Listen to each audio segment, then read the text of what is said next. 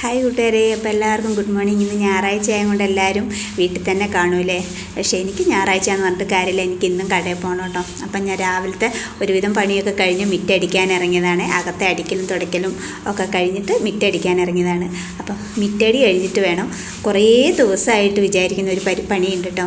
എന്താണെന്ന് വെച്ചാൽ നമ്മുടെ ഒരു തെങ്ങുണ്ടല്ലോ, അതിലെ തേങ്ങ ഇട്ടിട്ട് ഇപ്പോൾ ഒരു മാസങ്ങാനും ആയെന്നാണ് എനിക്ക് തോന്നുന്നത്. പക്ഷേ എനിക്ക് ഇതുവരെ ആ തേങ്ങ ഒന്ന് പെറുക്കി വെക്കാൻ പറ്റില്ല. ചില നേരം കിട്ടുന്നതെന്ന് എനിക്ക് ക്ഷീണമായിരിക്കും, അല്ലെങ്കിൽ നേരം കിട്ടില്ല. അങ്ങനെ ഓരോ ദിവസവും പോകുക കേട്ടോ.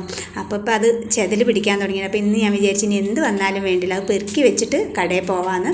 അപ്പം ഇന്ന് ഞാൻ നേരത്തെ ഒരുവിധം പണിയൊക്കെ കഴിച്ച് വെച്ചിട്ട് ഞാൻ തേങ്ങ പെറുക്കാൻ പോവാം കേട്ടോ.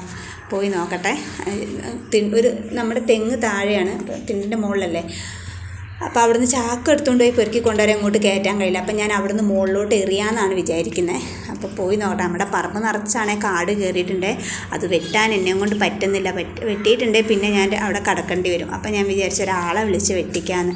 അതിന് ഞായറാഴ്ചയും കടയിൽ പോകുന്നത് കൊണ്ട് അതിന് പറ്റുന്നില്ല കേട്ടോ. ഇനിയിപ്പോൾ ഞാൻ അടുത്ത ആഴ്ച ഒരു 10-15 ദിവസം ലീവാണ്, ഞാൻ പുട്ടവർത്തിക്ക് പോവാണ്.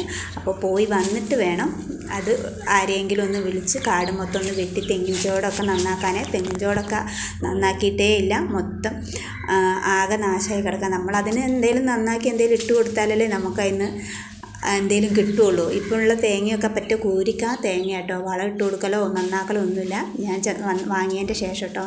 നമ്മളിപ്പോൾ ഇത് വാങ്ങിയിട്ടൊരു 1.5 വർഷം ആയിട്ടോ.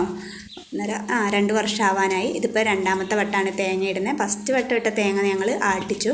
ഒരു 3-4 ലിറ്റർ എണ്ണ കിട്ടിയിട്ടുണ്ടായിരുന്നു കേട്ടോ ആ ഒരു തേങ്ങ ആട്ടിയിട്ട്. അപ്പോൾ ഈ പ്രാവശ്യം ഞാൻ അങ്ങനെ തന്നെയാണ് വിചാരിക്കുന്നത്, ആട്ടാന്ന്. കാരണം ഞാൻ തേങ്ങ അങ്ങനെ അരയ്ക്കാറില്ല, ഞങ്ങൾ വല്ലപ്പോഴും തേങ്ങ അരയ്ക്കാറുള്ളൂ.